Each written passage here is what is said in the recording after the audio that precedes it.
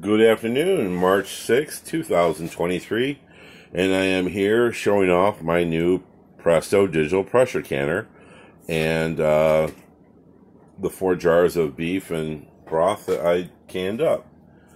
I'm really happy. I wish to thank my brother John for giving me this for my 55th birthday. And check this out. Check out this beef, man. It is bubbling away still. It is hot in there. Hot. Killing all those critters. Pressure and temperature. And a picture of the Gooby by my dirty trash can. Hi, Gooby. This is Miss Ivy, but we call her Gooby. And yes, I do need to wash this floor. What? You're looking for the beef, aren't you? Oh, I know. I love the beef, too. Where's the beef? Between your teeth. Oh, Miss Ivy. It's a sad girl. She's a daddy's girl. She was here the whole time helping me. She's Dad's best little helper, let me tell you. She's Dad's best little helper. Look at that dirty floor. Holy smokes. Anyway, so, yeah, I know, I'm a typical bachelor. I make a terrible gay man. Jeez, I'm such a pig.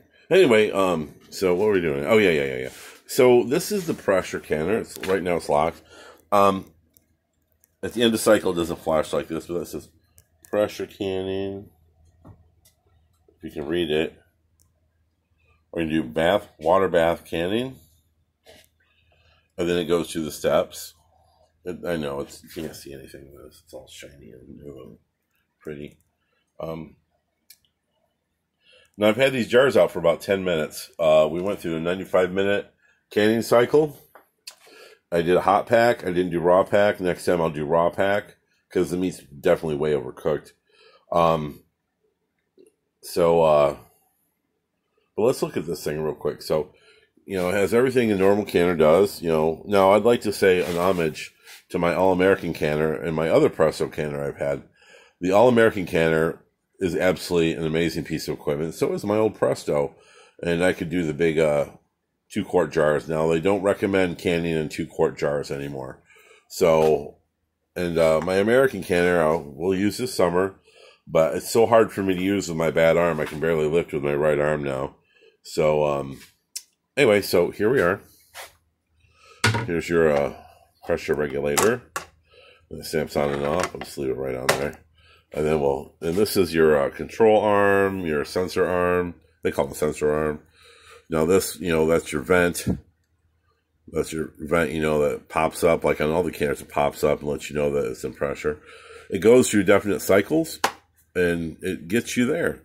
So I like this little safety features. You can't open this up if that vent's up. And then you just unlock it. Well, what am I doing here? Oh, yeah, I have this up. Duh. Now we can unlock it. Yeah, it's my dirty kitchen. I know. I'm sloppy.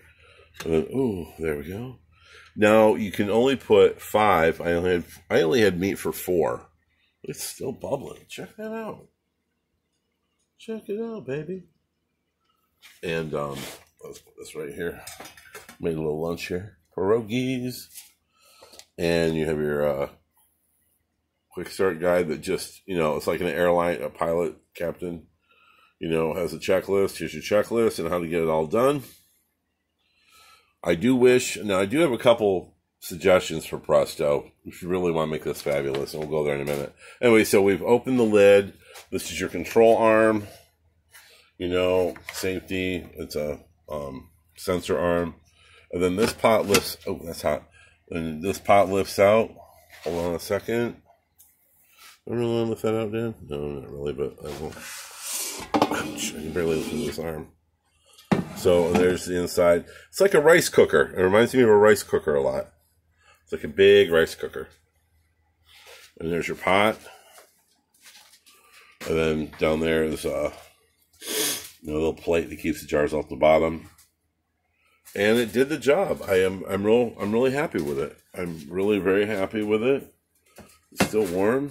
Still very warm. So there's some mass down there in that plate. What are you doing? What are you chewing up? Miss Ivy, you're just into everything. My little helper. Come here. Come here, little helper. Anyway, so I'm very pleased with it. Now, this is a This is my second use. I did a trial run. Excuse me. I did a trial run, and there's only a couple things I'd say about it. First of all, this is all Teflon. This is all Teflon. I don't like Teflon. I think Teflon's unhealthy. On the first use, we definitely could smell something, oils. I did wash everything correctly.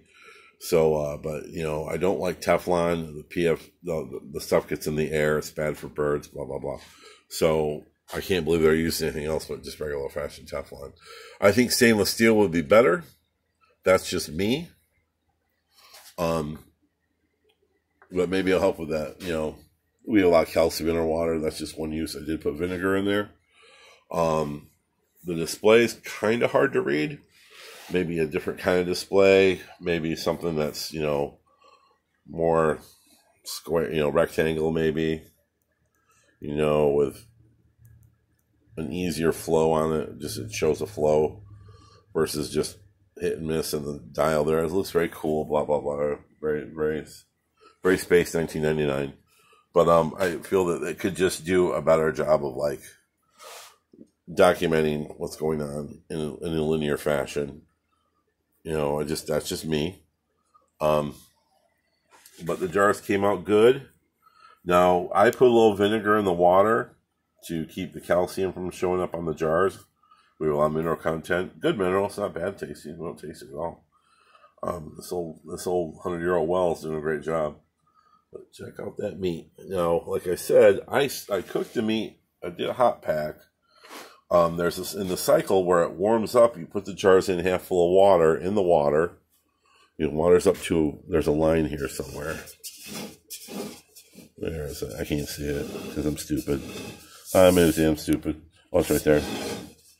Right there is a line. So really, unlike my American canner that uses quite a bit of water, this didn't use that much water. I've actually boiled dried a canner once, so I'm always real aware of that. And did a great job.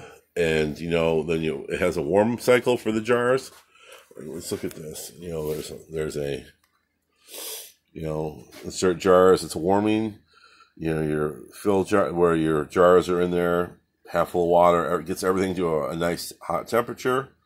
Then you just pull the jars out, dump the water out. Then you fill the jars, and it tells you when to do it. It beeps. Maybe it does do it in that linear fashion, but anyway, it's just hard. It's a little hard to read, and then you put them in there like a regular canner.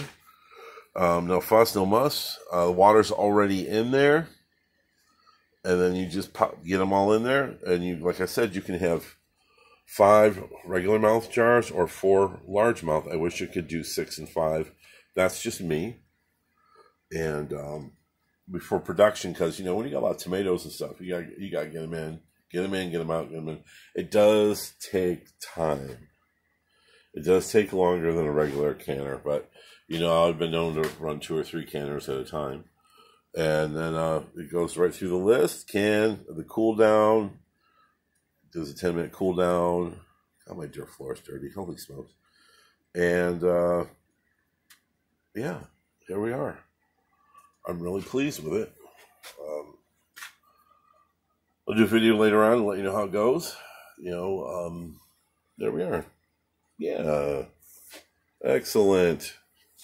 Here we are at the old farmstead. Thank you to my brother John, my oldest brother John, for the birthday present. I'm very excited.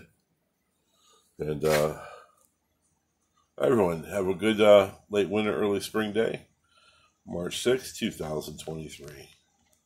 Check out that meat. Meat.